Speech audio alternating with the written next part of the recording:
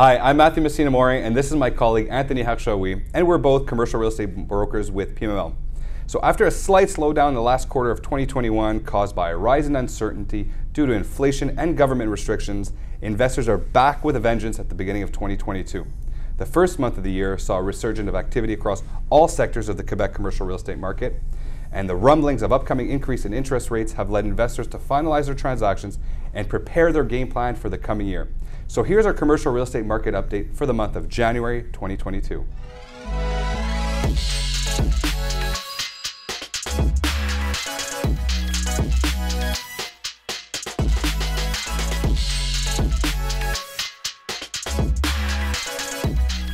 So Matthew, rising borrowing costs will come to have an impact on the commercial real estate market, yet we're seeing some of the same trends beginning of 2022 as we saw this same time last year. So the robustness of the Canadian economy will have allowed investors to diversify their investments portfolios across the various asset classes. Let's start by discussing what we saw in retail asset for the month of January. Great, so with the lifting of restrictions in many sectors and provinces, including our very own, retail assets, which have performed incredibly well since the summer of 2020, continue to attract investment capital across the province's various markets. The month of January reached a total of 97 transactions for a total volume of $247 million. The largest retail transactions were two shopping centers, one located in Terrebonne and the other located in St. Hyacinthe.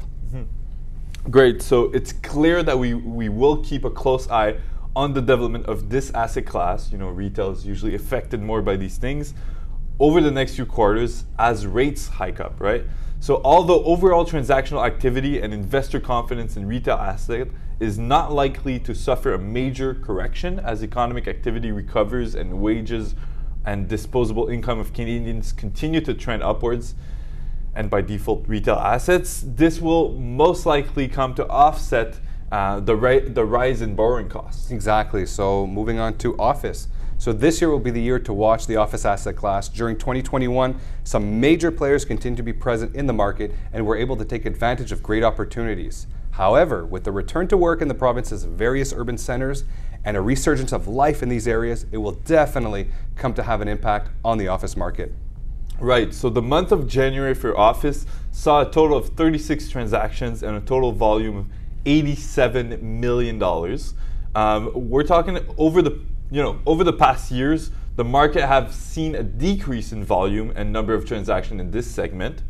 Yet, as the year progresses, investors and owners will become more and more confident in the opportunities that will present themselves, especially for small and medium-sized businesses.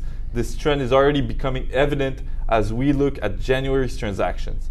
It's in the medium-sized assets that were the most dominant transactionally and that has the most traction at this time. Exactly. So moving on to industrial.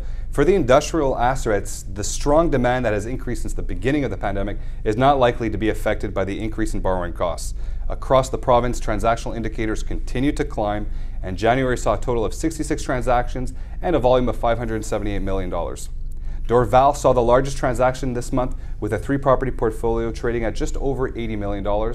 And Montreal as a whole continues to see fierce competition for industrial assets. Yeah, so off-island to the North Shore, including Lanaudière, the industrial market is experiencing a strong development, just like we've seen in Montreal, and there is growing competition for existing and under-spec building properties with large transactions taking place in Sainte-Thérèse, Terrebonne, these two industrial properties. We had two major industrial properties that were transacted at $40 million and $38 million respectively. Looking at how these assets fit in an investor's portfolio without a significant change in market supplies, including the increase in borrowing costs, the acquisition of these assets will have to be well planned in order to justify a higher sales price and ensure a good return on investment. We both know we see major optimization in the industrial sector. That's why I don't think the market rates will affect them. It's a market that's usually transacted out of necessity, out of growth of those businesses, not necessarily when it comes to just an effective return of a couple percentage points. It won't make that much of a difference, in my opinion. Agreed. So the year 2022 is likely to be a story of inflation and interest rate hikes, but the majority of investors who have positioned themselves for liquidity will remain present throughout the year. Overall, January 22 is a great kickoff to the year ahead and across all real estate asset classes in the province. Market diversity, economic recovery, and a return to a more normal pace of life will continue to drive supply and demand for the province's real estate assets. Yeah, so thank you for watching. You guys have a great time, and if you want, comment down below. We'll be able to answer all of your questions, and we'll see you next month for the Montreal Commercial Real Estate Show.